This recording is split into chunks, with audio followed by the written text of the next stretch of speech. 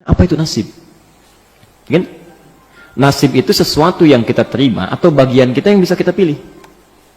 Oh, bedakan itu ya. Ada qadar, ada takdir, ada qada, ada nasib, itu lain. Ya. Wala tansa nasibaka minad dunya. Kita bisa lihat di Al-Qasas misalnya kan, dari ayat 77 sampai 78 itu. Wabtaghi fima ataqallahu daral akhirah. Kalau Anda beraktivitas cari akhirat dulu. Wala tansa nasibaka minad dunya. Dan jangan lupakan pilihan duniamu untuk engkau ambil yang mendukung ibadahmu. Jadi ngambil dunia itu jangan semua mesti diambil, yang kira-kira bermanfaat untuk kita sebagai bekal untuk akhirat. Ya. Misal, polanya Anda ingin berpakaian, ya. Maka yang didahulukan kepentingan akhirat dulu. Bagaimana caranya supaya saya sholat dengan pakaian terbaik, ya. Bagaimana supaya saya ibadah itu pakaian disukai oleh Allah, disenangi oleh Rasulnya. Dunia akan mengikuti. Ini rumus ya, karena saya sering dapat pertanyaan, orang banyak mengeluh, rezekinya macet, pekerjaan tidak terbuka dan sebagainya. Rumus Qur'annya, arahkan ke akhirat, dunia akan mengikuti.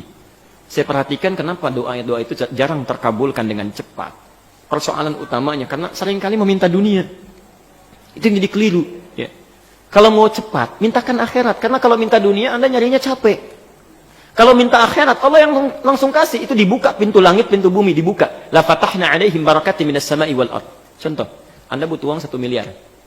Ya, untuk bangun rumah, ini dan sebagainya. Mintakan dulu kehendak ibadah. Dunia akan ikut.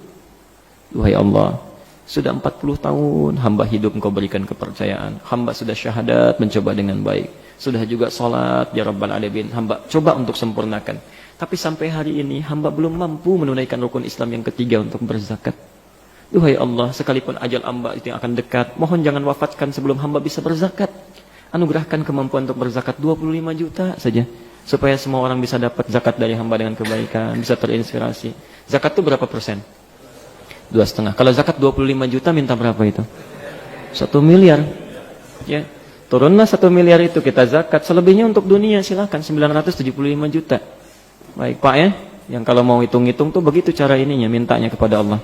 Baik. Nah, nasib itu bukan bagian kita yang begitu saja kita terima, tidak. Kita yang memilih, kita mengambil. Jadi kalau Bapak katakan itu nasib, itu pilihan kita. Anda bisa memilih mau baik, mau buruk. Nasib kita tentukan di situ, ikhtiar Allah menetapkan. Ya. Kalau kita bisa memilih yang baik, kenapa ambil yang buruk? Jangan katakan ketika berbuat buruk, ini nasib saya begini. Tidak, itu pilihan Anda begitu. Allah saking sayangnya memberikan petunjuk, disebut dengan hidayah, supaya tidak mengambil nasib yang buruk. Maka diarahkan pada hidayah. Ya, perhatikan, saat azan berkumandang 4.16, pilihan Anda 2, teruskan tidur atau ke masjid salat. Ya, itu nasib kita tuh bisa kita pilih. Maka Allah berikan subhanallah petunjuk, digerakkan hatinya, cepat. Azan sudah berkumandang, tertinggal nanti kalau kamu tidur sebentar, bagaimana kalau tidur dalam keadaan meninggal? Digerakkan, bangun kita. Ya. Setan juga sama, begitu selesai azan, tenang, baru azan, belum komat, tenang, baru azan, belum komat. Itu berpacu kita. Pilihan itu yang kita tentukan, saat kita ambil bagian kita, itulah nasib kita. Ya. Si kakek tadi, dia bisa memilih. Ya. Dalam konteks dia ingin diamkan, dia bisa samarkan, ya. Bisa dia pilih tahadduts bin ni'mah, menunjukkan satu nikmat untuk memotivasi cucunya, atau dia bisa pilih riya. Ya. Dia ada wa amma bi ni'mati rabbika tahadduts bi ni'mah, boleh. Ini masjid alhamdulillah bisa dibangun. Ya, alhamdulillah dengan izin Allah. Ya, di antaranya dulu kakek pernah diberikan rezeki, disalurkan ke sini. Kamu juga dulu nanti kalau punya rezeki ya ke depan, jangan hidup untuk sendiri saja. Itu boleh, Pak. Sah hukumnya. Itu tahadduts bin ni'mah. Motivasi orang lain untuk beramal kebaikan. Sah hukumnya. Seperti saat ini misalnya, ini butuh untuk assalam sekian. Pak, insya Allah saya sepertiganya, Pak. Bisa lakukan. Ya. Niat kita apa? Bukan ingin dapat pujian, bukan. Ya, tapi ingin memotivasi amalan supaya berkembang. Karena itulah ketika Nabi mengatakan anfiqu fi sabilillah, si fulan datang, Rasul saya nyumbang A, Rasul saya nyumbang B, Utsman datang, ya Rasulullah kurangnya berapa? Kata Nabi, ini kurang lebih sekian. Kata Utsman, 1/3 harta saya langsung ambil. Utsman punya aset 6 triliun saat itu. 2 triliun dengan ringannya lisan mengatakan, ambil sekarang. 1/3 harta saya. Ya. Mesti ada yang seperti Utsman. Ya. Mesti ada yang seperti Utsman. Allah. Jadi tenang itu. Ya, tenang. Kita harus bersinergi. Kalau butuh sesuatu masjid, ada yang harus jadi Utsmannya. Makanya ada yang berusaha dalam kebaikan dunianya, niatkan ibadah. Begitu dibutuhkan, Allah titipkan pada Anda. Ya. Kalau nggak ada yang kayak Utsman, ya, seorang muslim yang dermawan, itu susah berkembangnya. Nggak bisa langsung pakai doa aja. Assalamualaikum mau pasang kubah, Allahu Akbar, turun kubah dari langit. Gitu. Nggak bisa. Terus ada Utsman ya ikhtiar. Ada ikhtiar. Jadi poin saya ketika Utsman mengatakan sepertiga, itu nggak ada unsur ingin dipuji. Jadi menampakkan kepada orang supaya termotivasi untuk beramal. Buktinya apa? Umar langsung datang. Ya Rasulullah, saya dengar Umar sepertiga ya. Betul, bala. Saya setengah. Saya setengahnya. Setengahnya harta Umar mungkin tidak sebanding dengan sepertiga harta Utsman. Tapi poinnya setengahnya. Umar itu selalu ingin berlomba dengan Utsman. Selalu. Masya Allah. Begitu dengar Utsman sepeninggal Nabi, itu punya kebiasaan, sibuk luar biasa, pekerjaannya bolak-balik Madinah, keluar masuk, ekspor impor, itu Utsman. Sampai saking hebatnya, sampai hari ini yang punya tabungan di Bank Saudi, sampai sekarang cuma Utsman. Utsman tuh punya amalan, sahabat Nabi dijamin masuk surga bersama Rasulullah tingkat paling tinggi, subhanallah, hisab dia sangat ringan, sampai hari ini masih punya investasi di Bank Saudi. Dulu zaman Rasulullah ada sumur, ya, yang itu dieksploitasi oleh Yahudi, dimonopoli. Kalau mereka mau minum mesti bayar. Sama Utsman dibebaskan orang dari situ. Dan kebun di sekitarnya dibeli.